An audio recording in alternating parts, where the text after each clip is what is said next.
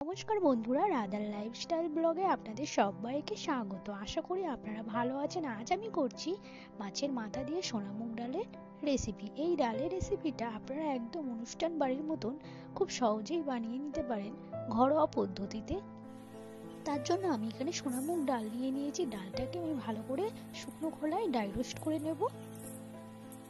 হালকা করে লালচে লালচে করে আমি ভেজে নেবো। বেশি ভাজলে ডালটা আমাদের সেদ্ধ হবে না, তার জন্য আমি একদম অল্প করে ভেজে নেব। দেখতেই পাচ্ছেন ডালটা আমার একটু লালচে লালচে হয়ে এসছে, তাই আমি ডালটাকে এবার আমি নাবিয়ে নেব। এখানে আপনারা ডালটাকে তেল দিয়েও ভাজতে পারেন। যেহেতু আমি ডালটাকে ধুয়ে নেব, তাই জন্য আমি তেল দিয়ে ভাজলাম না। এবার আমি জল দিয়ে ভালো করে 2 থেকে 3 বার ধুয়ে নেব, জল পাল্টে পাল্টে। অনেক সময় আমাদের ডালের মধ্যে দেখবেন হালকা ধুলো ধুলো থাকে, তো ডালটাকে আমাদের ধুয়ে নেওয়াই উচিত। তো ডালটাকে আমি ভালোভাবে ধুয়ে রেখে দিলাম। এবার আমি এদিকে জল বসিয়ে দিয়েছি, জলটা আমাদের ফুটে যাবে, তারপর আমি ওই ডালটা এই জলের মধ্যেই দিয়ে দেব।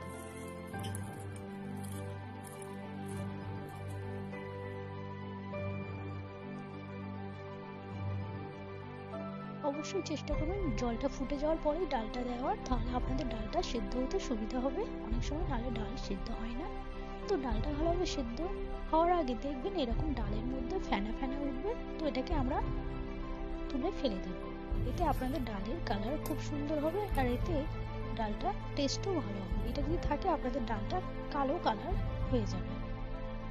ডালটা ওদিকে সেদ্ধ হবে, ততক্ষণ আমি এদিকে মাছের মাথাটার উপরে দিয়ে দিলাম 1 চামচ লবণ, আর দিয়ে দিলাম হলুদ গুঁড়ো পরিমাণ মতো, লাল লঙ্কার গুঁড়ো পরিমাণ মতো দিয়ে মাছটাকে ভালোভাবে নুন হলুদ মাখিয়ে আমি মাছটাকে রেখে দেব।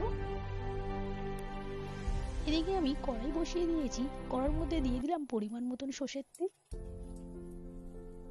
তেলটা আমাদের গরম হয়ে গেলে ভালো করে তারপরে আমি দিয়ে দেব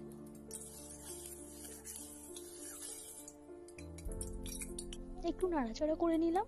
নাড়াচাড়া করে নেওয়ার পরে আমি মাছের মাথাগুলো দিয়ে দিব, দিয়ে ভালো করে ভেজে নেব।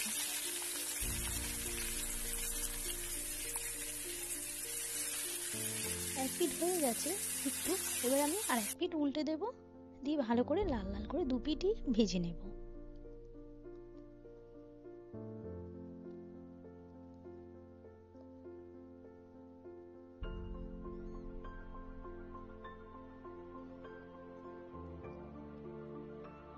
দেখতেই পাচ্ছেন আমার মাছের মাথাটা একদমই ভাজা হয়ে গেছে।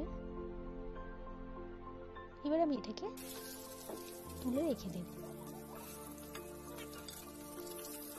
আপনারা চেষ্টা করুন মাছের মাথাটাকে ভালো করে ভেজে নেওয়ার। এদিকে আমার ডালটা ফুটে গেছে একদমই। এবার আমি দিয়ে দেব লবণ 1 চামচ, বড় চামচে হলুদ গুঁড়ো পরিমাণ মতন। ভালো করে তখন একটু সেদ্ধ হয়ে গেলে তারপরে দিয়ে দিলাম মটরশুঁটি কড়াই।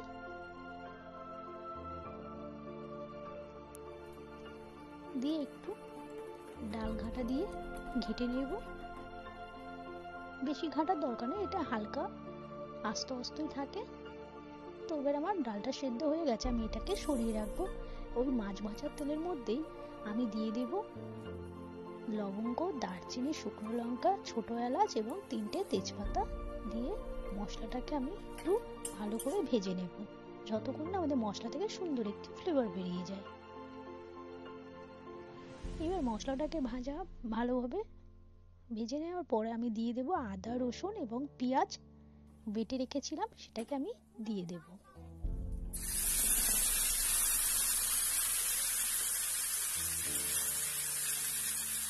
মশলাটাকে আমি ভালোভাবে কষিয়ে নেব, যতক্ষণ না আমাদের মশলা থেকে কাঁচা গন্ধটা চলে যায়। এবার আমি দিয়ে দেব কাশ্মীরি লঙ্কার গুঁড়ো 1 চামচ এবং লাল লঙ্কার গুঁড়ো 1 চামচ, আর দিয়ে দেব টমেটো টুকরো করে নেওয়া।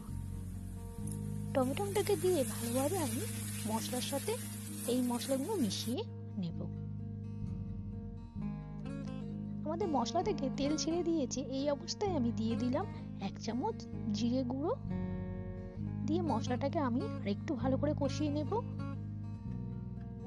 কষানো হয়ে গেলে এবার আমি দিয়ে দেব মাছের মাথাটা, যে মাছের মাথাটা ভেজে রেখেছিলাম সেগুলোকে দিয়ে আমি একটু ভেঙে দেব ভালো করে, তাহলে আপনাদের মশলার সাথে এটাকে কষিয়ে নিতে সুবিধা হবে।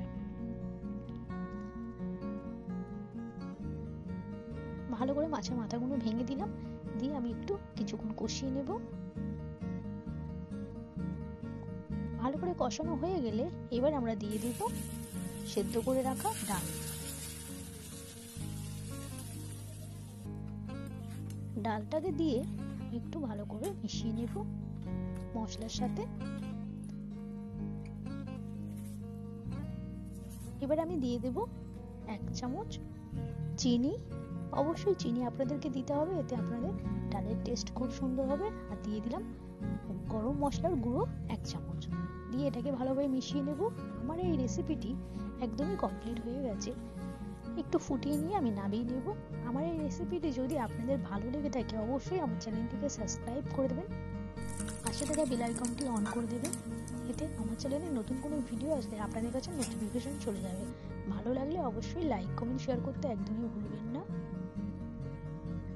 আশা করি আপনারা আমার পাশে থাকবেন, সাপোর্ট করবেন। আপনাদের ভালোবাসা এবং সাপোর্টে আমাকে এগিয়ে নিয়ে যেতে সাহায্য করবেন।